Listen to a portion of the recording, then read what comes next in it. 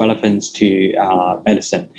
So although majority of the content of this grand round is not going to appear in the examination, and we were going to set one questions on the coming examination, but I will try to make it very easy and simple for you. But the concept and also the content of this grand round is going to be very important and relevant in your future clinical practice, because in this cardiovascular medicine's field, structural heart intervention is actually changing a lot of the landscapes of the management. So without further ado, I'm going to hand over to Dr. Fong to share with us the first case with you. So I'm Dr. Fei Fong. So I'm going to talk about the first case. So I've seen this 75-year-old gentleman in August this year. So he had a very good premorbid who walks unaided with ADL independence. He had a severe aortic stenosis with a tissue aortic valve replacement done around 5 years ago. And this time he was admitted for a very severe acute heart failure symptoms. And initially he was admitted to the ICU requiring ventilatory support. So he was stabilized and then extubated in the ICU and sent back to our cardiology ward, who had very severe heart failure symptoms according to the New York Heart Association Class 4 symptoms. So we did echocardiogram for him, and at that time we showed a very acute severe aortic regurgitation due to the previous bioprosthetic leaflet, which appeared to be very flail, and together with a severe functional mitral regurgitation, tricuspid regurgitation, and also very severe pulmonary hypertension with a RVSP up to 92 millimeters mercury. So with this acute presentation, we have tried to rule out infective endocarditis by taking blood cultures, and clinically there were no features of endocarditis. So from this echo imaging, we can see a bioprosthetic aortic valve. So the mobile echoes show a very failed leaflet, prosthetic leaflet. And across the aortic valve, we can see the Doppler flow. There's a very severe regurgitant jet, suggestive of very severe acute aortic regurgitation. So, and together with the other views, we can see there's also a very severe functional mitral regurgitation. So at that time, we have found the cardiothoracic surgeons to assess him, and however, he was deemed surgically inoperable at that time because of very severe pulmonary hypertension with a very severe risk of pulmonary complications. And remember, the RVSP was up to 92 millimeters mercury at that time. So our question was, what's next? So are we only going to give him medical therapy, namely Lasix diuretics and also nitrate infusion for relief of his symptoms? But bear in mind that with very severe valvular heart disease in this acute setting, medical therapy will only mean palliative care and only for symptomatic relief. And so we've put this case into heart team's discussion. So we concluded that this gentleman had an acute aortic regurgitation with cardiac decompensation, and the heart team recommends that to go for a valve-in-valve TAVI with ECMO support, again because of the very severe pulmonary hypertension. So So this is to illustrate how we're going to do the valve-in-valve deployment of the transcatheter aortic valve. And so in this imaging, we can see the TAVI, the Evolut Pro prosthesis was deployed under the fluoroscopy guide, and intraoperative echocardiogram showed deployed aortic valve and with minimal aortic regurgitation at that time. So he was successfully done the TAVI procedure, and he was on table extubated, and we also weaned off the ECMO immediately. A follow-up echo around 1 month's time showed actually there's no more residual aortic regurgitation, and the previous severe functional mitral regurgitation has also reduced to only a trivial degree, and the RVSP has also returned normal. And a follow-up around 3 months of time. So he walks into the clinic with very minimal heart failure symptoms at that time.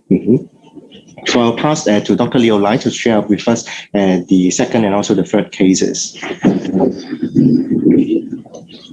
Okay, thanks, MC. So I have 2 cases to share with you. The first one is we have a 68-year-old male with a good premorbid ADL independent patient, and he has a background of atrial fibrillation on warfarin. And he also had a mechanical valve replacement in 2005. So recently diagnosed with severe AS and pending a surgical AVR replacement. But then he came in because of a severe decompensated heart failure and in cardiogenic shock with AKI precipitated by thyrotoxicosis and fast AF.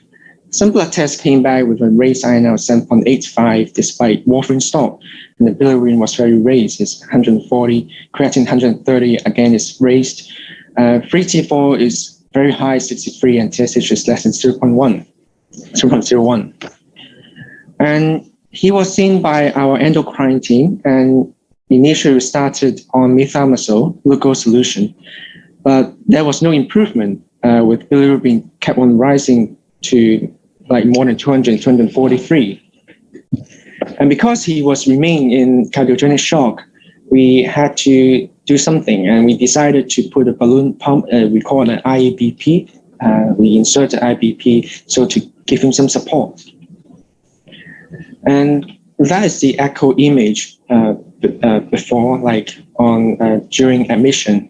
And you can see on the left side here, the valve is very calcified, the aortic valve is very calcified, severe aortic stenosis there. Also with some moderate, mild moderate AR there. On the right top hand corner, you can see the echo images. The ejection fraction is very, very poor. It's only 10%. And you can see from the short SS view here, it's also very poor.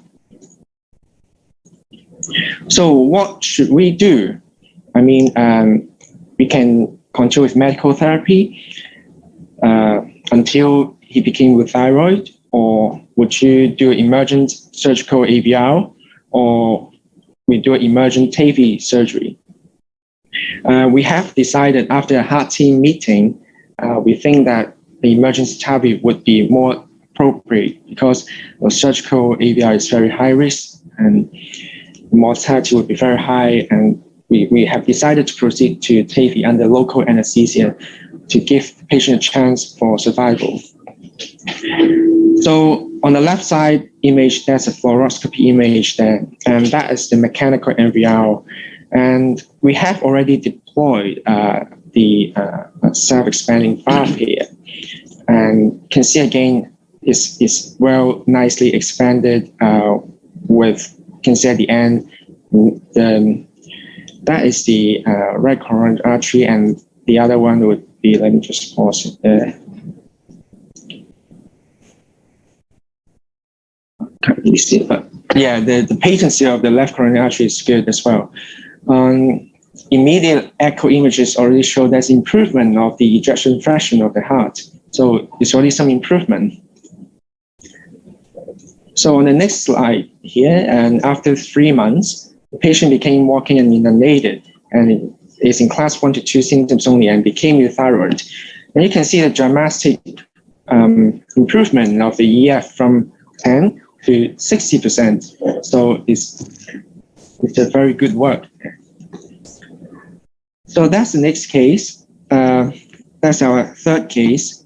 It's a 45-year-old female with a history of diabetes, hypertension, and she actually had a supravalvular severe AS with surgical AVR in 2019, and then she had a redo mechanical AVR done with a root enlargement in last year in October.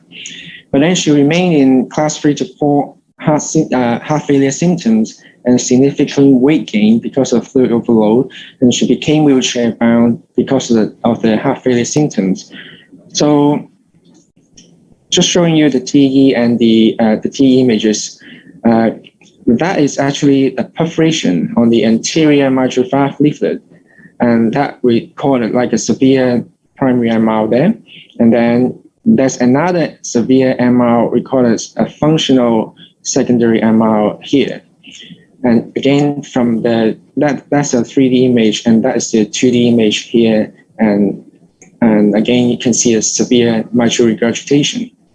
And again, we in this kind of patient, we need to have a heart team approach. And then we had a discussion and say, because of a high reoperative risk, we decided for something we call percutaneous repair of perforated leaflet and the functional MR instead of open surgery. And beforehand, we did a 3D printed model. And you can see nicely from the left side, that's the simulation. And on the right side, that is something we call a plug. We try to simulate how we try to proceed with the operation.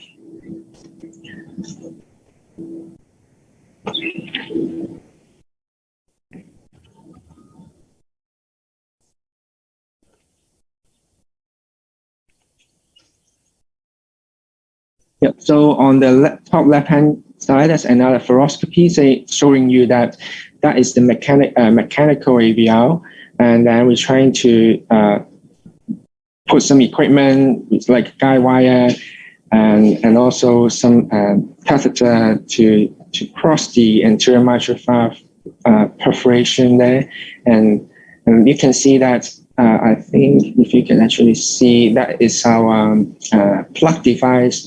We call it's an ADO2 device, and then it's nicely placed, inserted on the anterior mitral valve leaflet under the TE guidance. And then after we did this the first part of the procedure, we sealed off the anterior mitral valve leaflet. The next is we put a mitral clip. This is a mitral clip, and then again, this is a fluoroscopy guidance, and again, the TE guidance that show you nicely how the mitral clip was placed. And that was the final imaging, the TE imaging. And then can clearly show the reduction of the mitral regurgitation from both the primary and secondary MR, and that is the 3D images as well. And that is the, you can see from the airway pressure was significantly reduced from 80 down to 20, which is a significant improvement. And after a month later, and only mild residual MR, and the patient body weight has back to 58 kilogram, and it's improved from the heart failure symptom from class 4 to 2. So again, the patient became much better and got discharged and having good quality of life currently. So that's the end of my cases. I'll pass to Dr. So. So thank you, Leo and MC, for sharing with us three different very dramatic cases. So the reason why we show these three cases is actually, these three cases actually demonstrate how structural heart intervention at first developed. It's actually, structural heart intervention actually start to develop for the sake that there's some cohort of patient that surgery, by open heart surgery itself, is too high risk, or sometimes we call it inoperable, and there's no option for these cohort patients. And some of these patients are actually very fit before they decompensate, and some of the patients are actually very young. But the development of structural heart intervention actually has developed far beyond treating the cohort of inoperable or high-risk patient. And that's why it's actually very important in the development of medicine. And in subsequent around 25 to 30 minutes, I'm going to share with you how the structural heart interventions development is actually changing the landscape of treatment of valvular and also structural heart disease. So what are actually structural heart disease?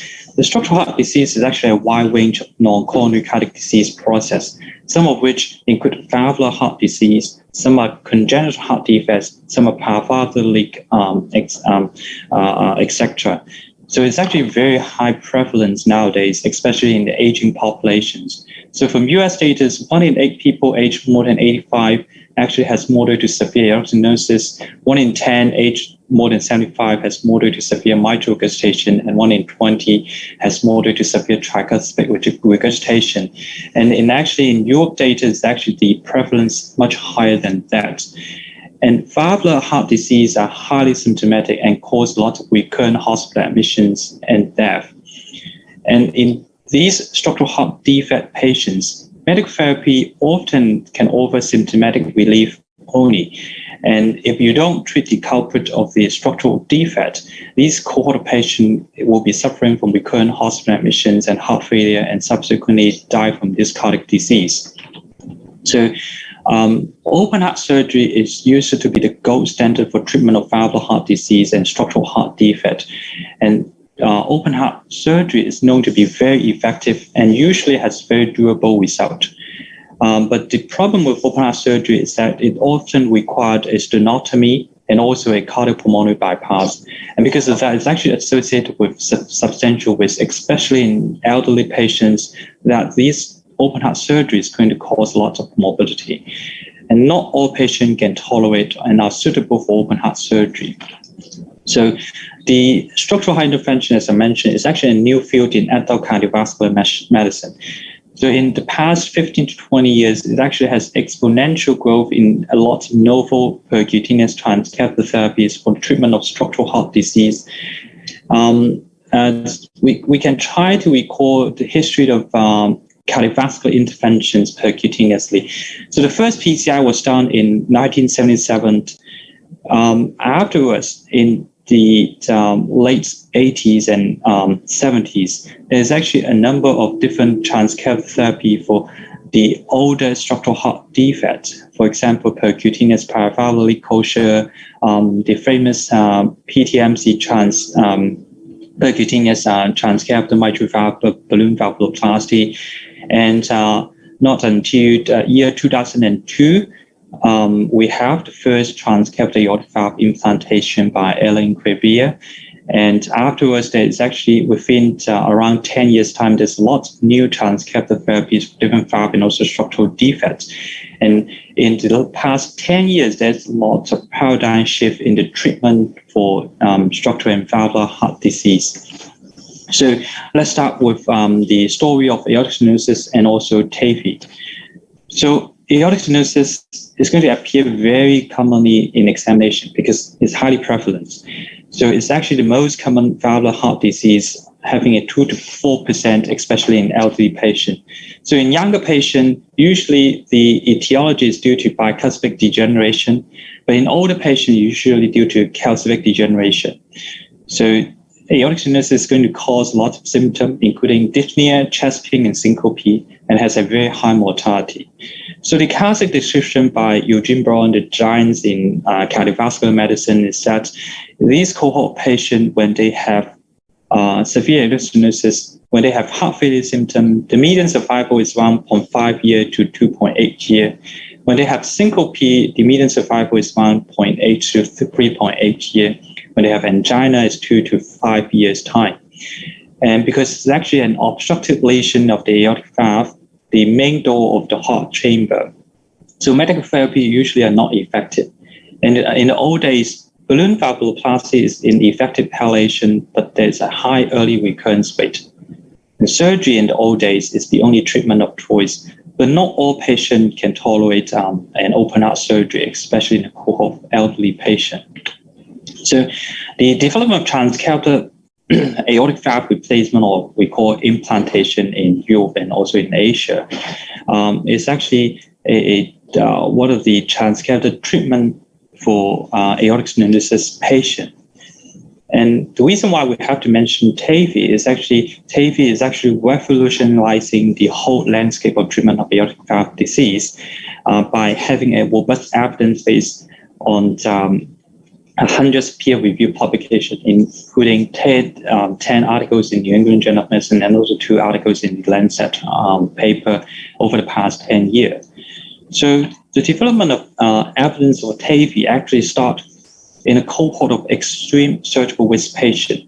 So as I mentioned, in patients with aortic stenosis, because they are elderly patients, a number of patients, a substantial proportion of patients, actually they are inoperable. Inoperable means that they are surgically inoperable.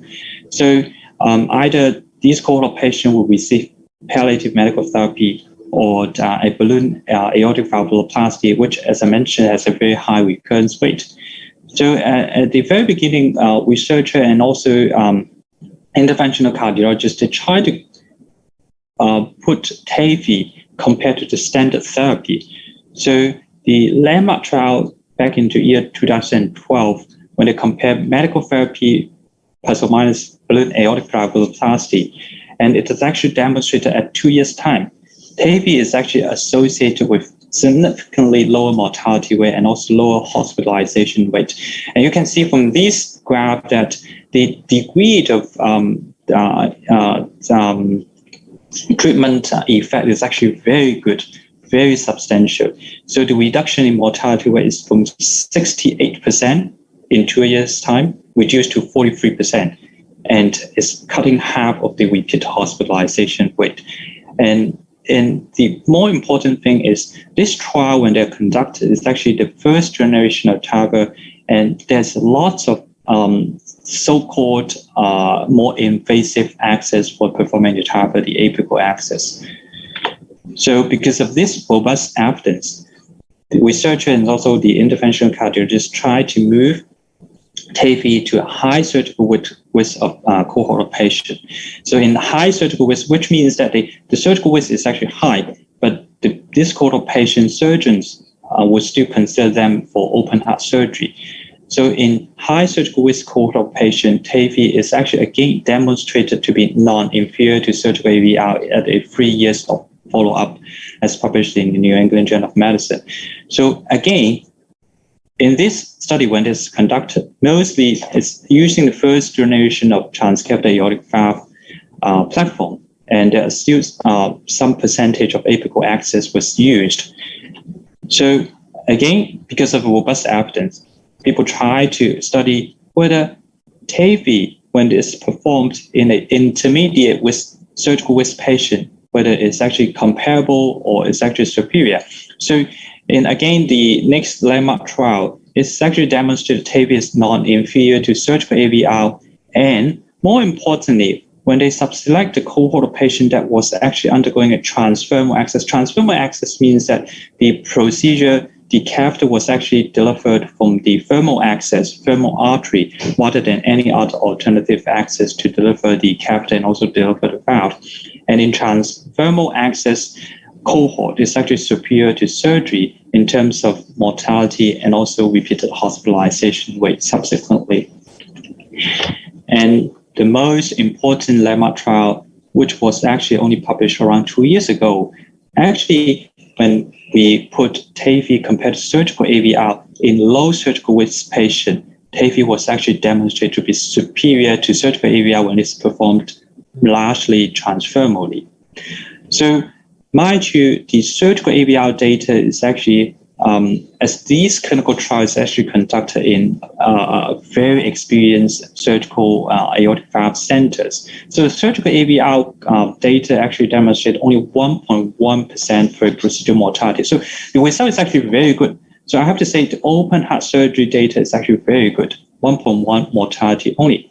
It's just that the transcatheter aortic valve technology and technique is actually just by itself to be superior because the mortality is only 0.4%. And there is also substantially lower risk of stroke, less new onset atrial fibrillation, and also shorter length of stay. So with these data, the surgical AVR, the TAVI volume in the United States actually gradually and substantially increased over the past 10 years. And year 2015, it actually surpassed the number of isolated surgical AVR, and at year 2018, it already surpassed the combined surgical AVR and also all lump sum of surgical AVR, including combined two-valve or aortic wood replacement surgery. So, and the important thing is with these 10 to 15 very high impact publications and evidence showing that TAVI is actually very effective. The guideline actually changed in the last 2 years significantly. So in the US, the valvular heart disease guideline in patients older than age 65 to 80. Now the recommendation for treating aortic stenosis is actually either a surgical AVR or transcatheter aortic valve replacement if it can be performed in a transfemoral way. So both of them, if you look at this box, both of them actually has corresponding indication, and the choice for surgical AVR or TAVI is actually depending on patient's anatomy and also patient's preference.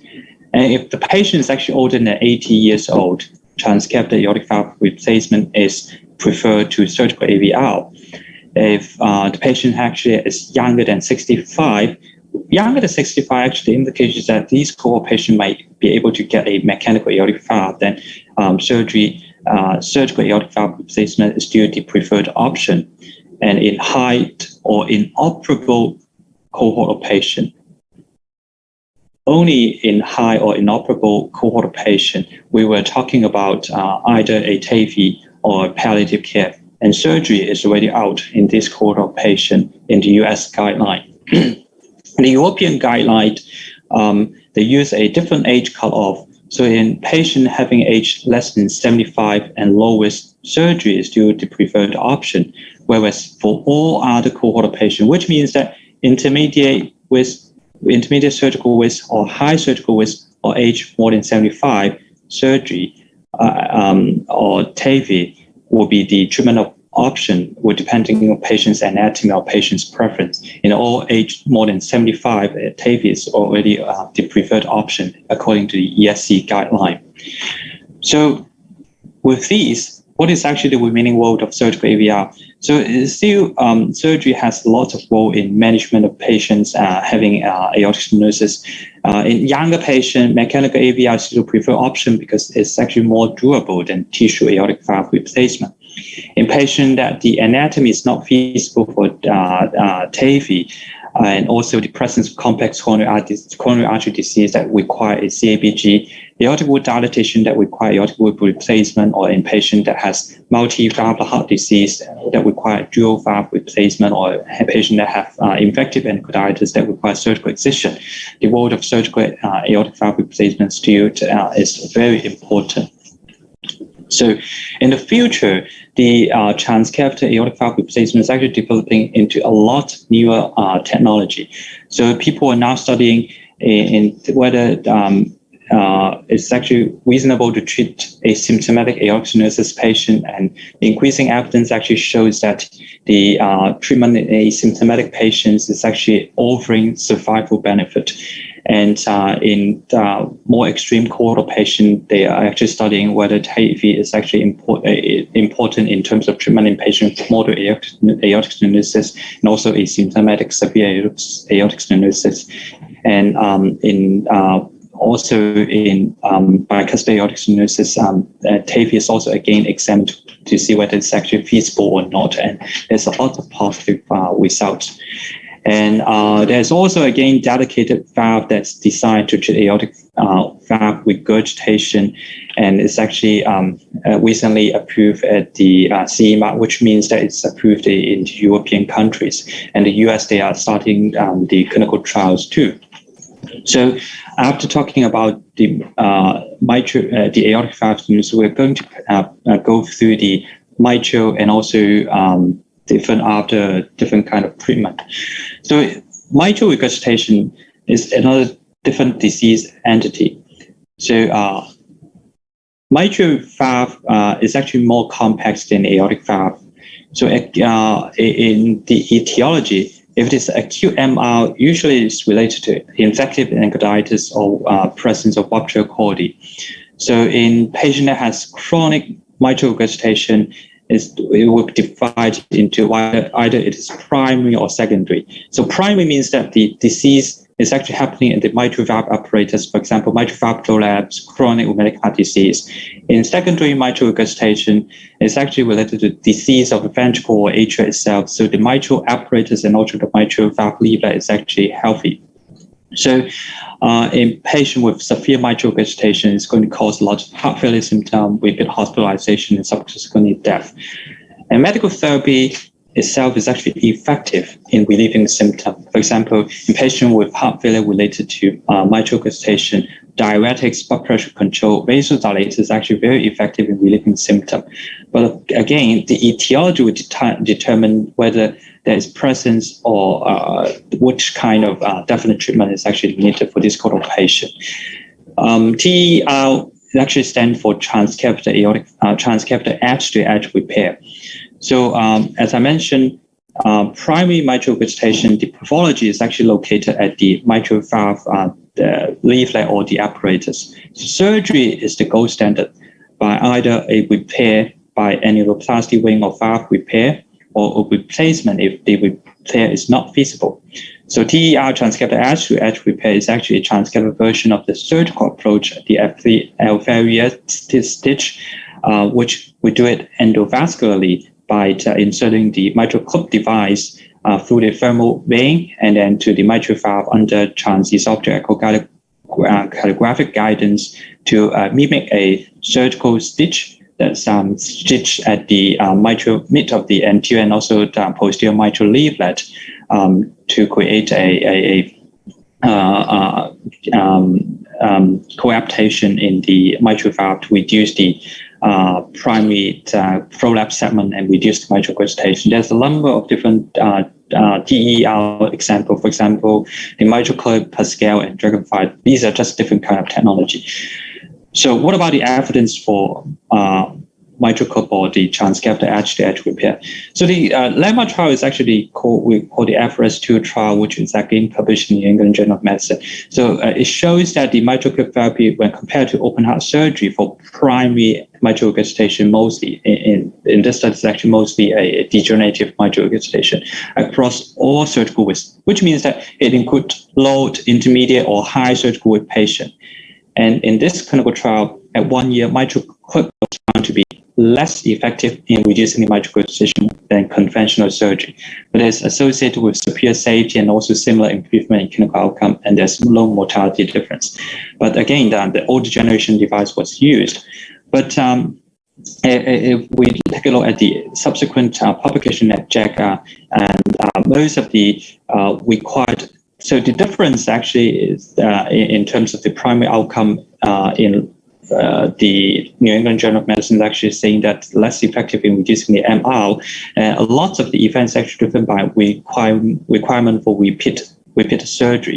So after the percutaneous repair, which means the mitral clip therapy, close to 80% of surgery actually occurred within the first 6 months, and beyond 6 months rate of surgery and moderate to severe mitral regurgitation recurrence was comparable between the two groups, which means that if the MR reduction after the clip therapy is stable after 6 months, it's going to be durable and comparable to surgery.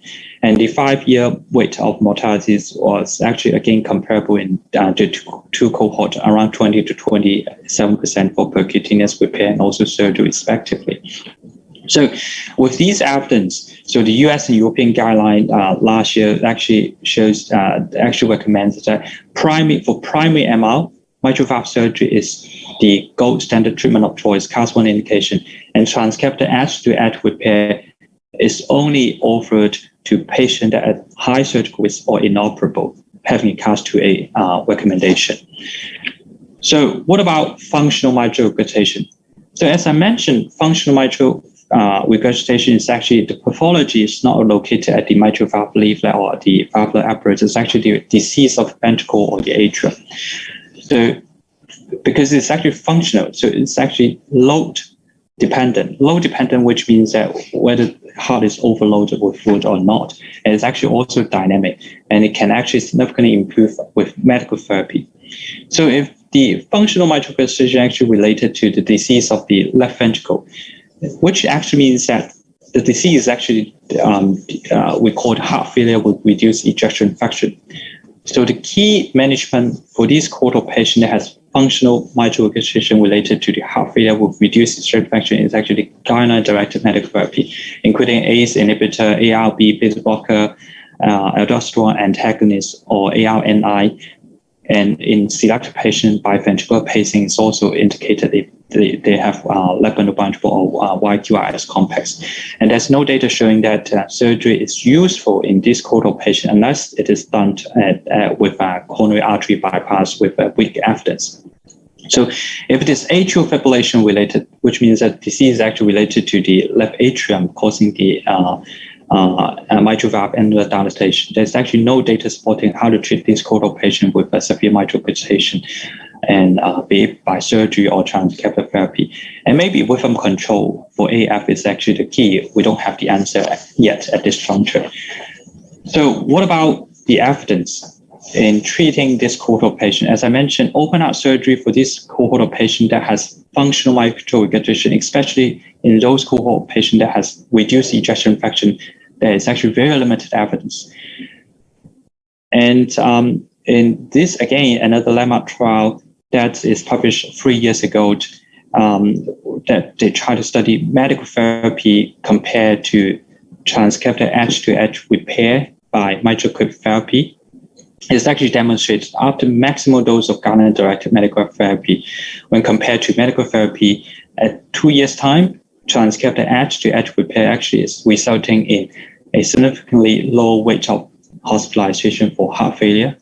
Actually, the number is close to half, and it's actually lowering the all-cause mortality. So the study actually, before its actual publication, people, including the intervention committee, is actually expecting a reduction in repeat rehospitalization related to heart failure. Nobody is actually expecting there's mortality benefit, but subsequently, it's actually surprising all people that mitral therapy in patients with severe mitral regurgitation that has heart failure with reduced ejection fraction after maximal medical therapy is actually lowering the all-cause mortality, and the number is actually very significant, very dramatic, cutting from 46% to 29.1%. So if you take a look at the mortality benefit in management of heart failure with reduced ejection fraction, so of course, is actually biased, but you can see the magnitude of reduction in survival benefits actually quite substantial, comparable to the classic beta blocker or ARNI, so suggesting that the mitral therapy is playing a very important role in the management of heart failure with reduced ejection fraction. Of course, you have to maximize the medical therapy first, because after maximizing the medical therapy, the people that have severe mitral regurgitation could have significant improvement, can reduce severe MR to mild MR, and that would tells you that these core patients will require mitral therapy.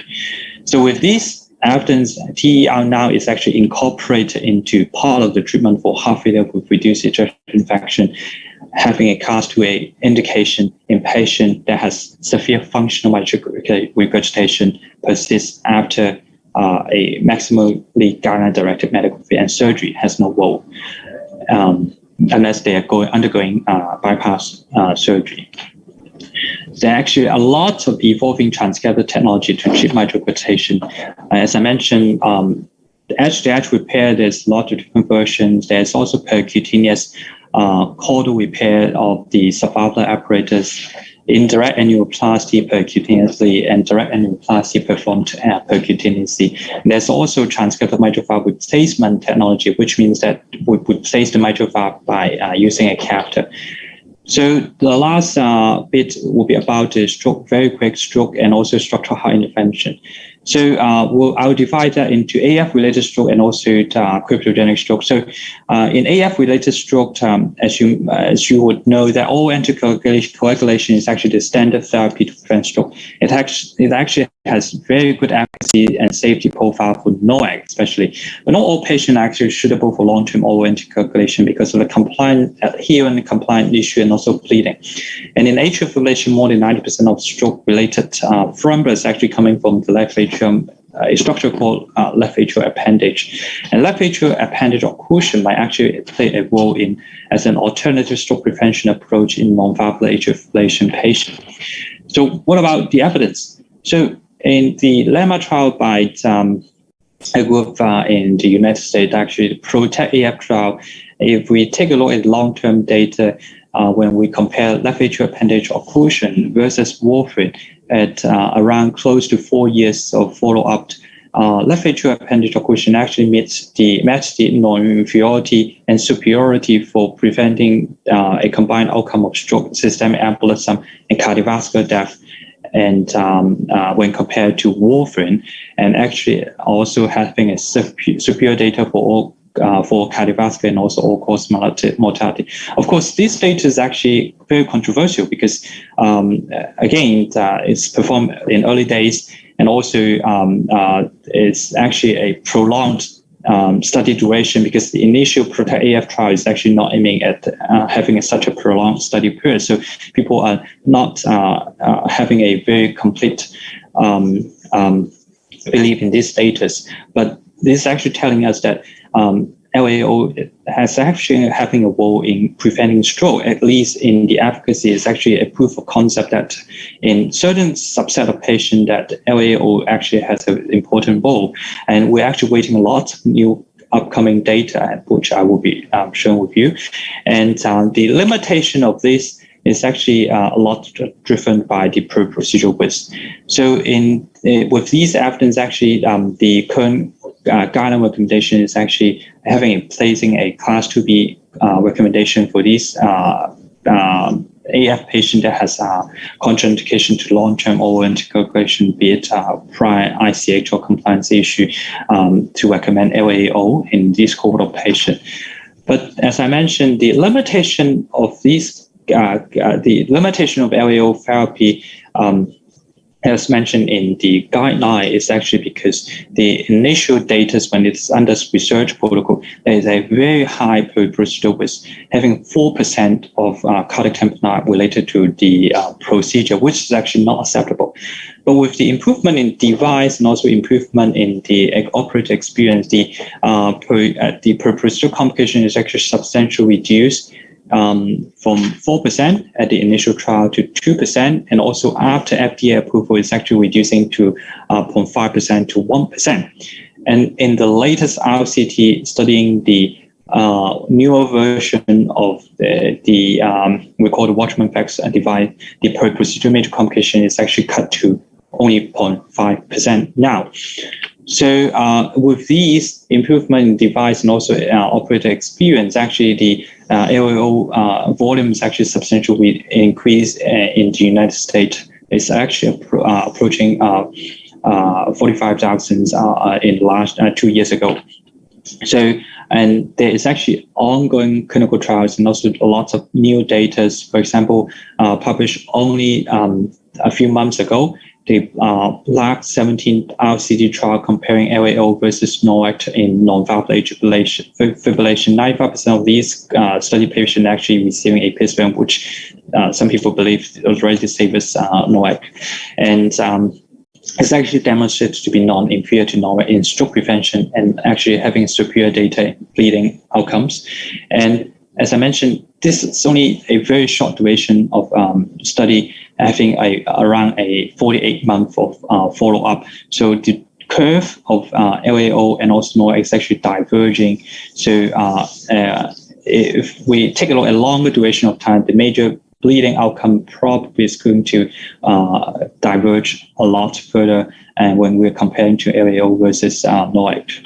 And there's actually ongoing clinical trial, for example, the Champion AF trial studying one of the device compared to NOAC, and the other RCT that our center is also actively enrolling patients, the Catalyst trial studying the other LAO device versus NOAC. And we will have more answer of this technology compared to NOAC. And in the other cause of stroke, the PFO and also cryptogenic stroke. PFO is actually very common. Most of the time, you don't have to treat them. 10 to 20% of general population actually has a patent foramen O failure. So patent foramen O failure is actually could potentially associate with cryptogenic stroke due to paradoxic emboli. So in the old days, actually, people doesn't believe that closing the PFO can prevent recurrent stroke. It's actually very controversial, especially among neurologists, until the recent published full randomized controlled trial. So to summarize, actually, there is these 4 clinical trials actually published in 3 of them published in New England Journal of Medicine, and 1 is in JACC, and it's actually published very close in conjunction in years 2017 and 18, studying different device compared different kind of medical therapy, having reasonable as an intervention trial, having a reasonable sample size. All of them have very positive outcome. PFO closure compared to standard medical therapy is having a significantly reduction in reducing the recurrent stroke rate. All of them actually has positive outcome. And with these, the neurology, the American Academy of Neurology actually generate a updated recommendation. Now, actually, they're recommending to consider PFO closure following a patient discussion after excluding atrial fibrillation as the cause of cryptogenic stroke in patient. So it's actually very important for you to recognize in young stroke patients that you might have to consider PFO being one of the reasons for having a stroke. So last, there's actually a lot of other spectrum in the development of structural heart interventions. For example, to treat HOCM, we have elbow septal ablation that's done via a technology mimicking a PCI. We also have septal defect closure using ASD or CUDA. We also close lots of the paravalvular leak device. We also have different technology to repair tricuspid valve, and lots of new technology that's actually evolving, including tricuspid valve replacement percutaneously. With that, I would like to summarize by concluding that the importance of heart team approach. So as I mentioned, in the future, we're going to have lots of new device, new technology, new evidence. Potentially there will be new problems, and hopefully we'll have new solution. And we also might be offering patients with more treatment options. And one physician unlikely can determine the optimal approach, especially in management of this kind of complex valvular heart disease. So in this, in the past 5 to 10 years, in most of the guidelines in cardiovascular medicine, we're actually introducing the concept of heart team. So heart team actually include clinical cardiologists, interventional cardiologists, cardiac surgeons, interventional imaging, and also cardiac anesthetists. In this group of physicians and also surgeons, they would try to sit down, discuss each patient's condition, studying the anatomy and also assessment. So in this joint effort, they try to recommend patient which therapy is actually best for each individual patient. So in the latest valvular guideline, be it in European side or in the American side, is actually having a class 1 indication that in patients with severe valvular heart disease, they should be evaluated by a multidisciplinary heart team where intervention is considered. So it's actually very important to have this kind of team approach in management of this kind of complex valvular heart disease patient. So to conclude, medicine is actually ever-changing with different kind of new technology, new evidence. Structural heart intervention is actually trying to fill the gap between medical therapy and also surgery. In the past 10 to 15 years, actually changing the management paradigm for valvular heart disease. And the guideline actually proactively changed very frequently from 2 years to annually when there's new data coming out. And the most important thing that we have to recognize that multidisciplinary approach, the heart team approach, is actually the key when we are managing this cohort of patients. And as a medical student, I think most important thing is we have to use your stethoscope. So when you attend a patient, it's actually very important to pick up your stethoscope to auscultate for presence of any murmur. Because if you don't auscultate, you're not going to pick up this cohort of patient, and they may be suffering from the disease that they are having that potentially is curable. And as I mentioned, severe AS mitral regurgitation is actually not difficult to pick up. And you will definitely see this in your clinical examination. Thank you very much. And I would like to thank the PWH Heart team, and also thank Leo and MC. They actually KSMO were managing the 3 patients that they have tried to present. Thank you very much. We welcome any questions.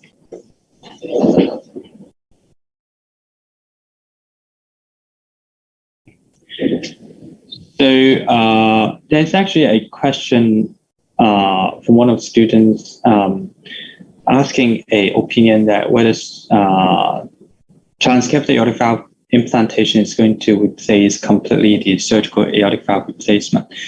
So this is actually a very hot question that's commonly asked in the interventional committee. So I don't think it's going to happen. So the thing that we actually, the reason why I say the transcatheter intervention is actually changing the landscape is actually the transcatheter therapy is actually also pushing the surgical perspective to improve and enhance the technology. So there is actually a lot of minimal invasive aortic valve replacement technology.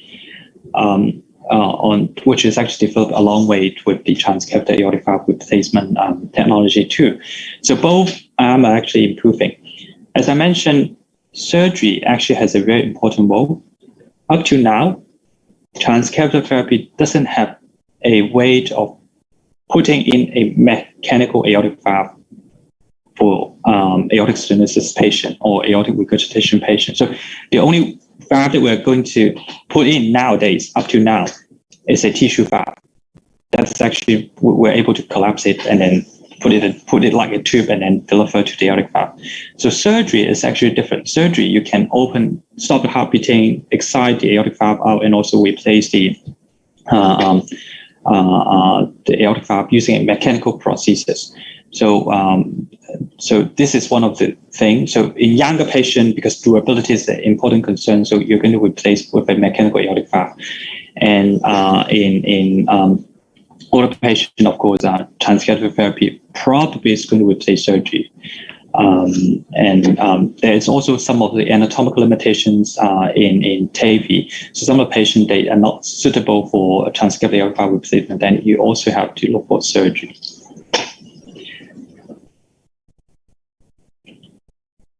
So there's two other questions.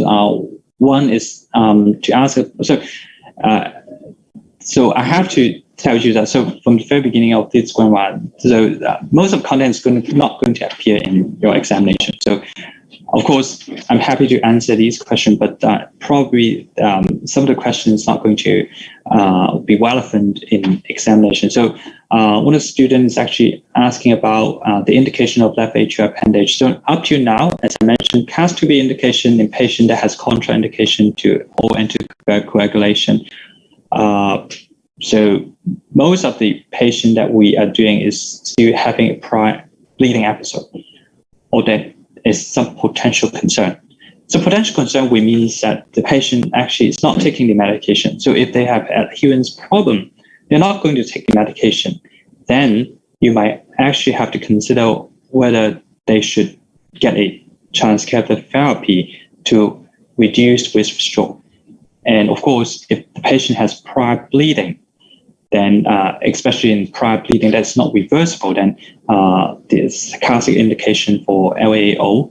And in other patients that some of people actually comes in to discuss about LAAO is that they might prefer that as an option. Of course, this is actually again up to patient's choice. But the first line, according to the guideline, is still NOAC or in some of the patient warfarin.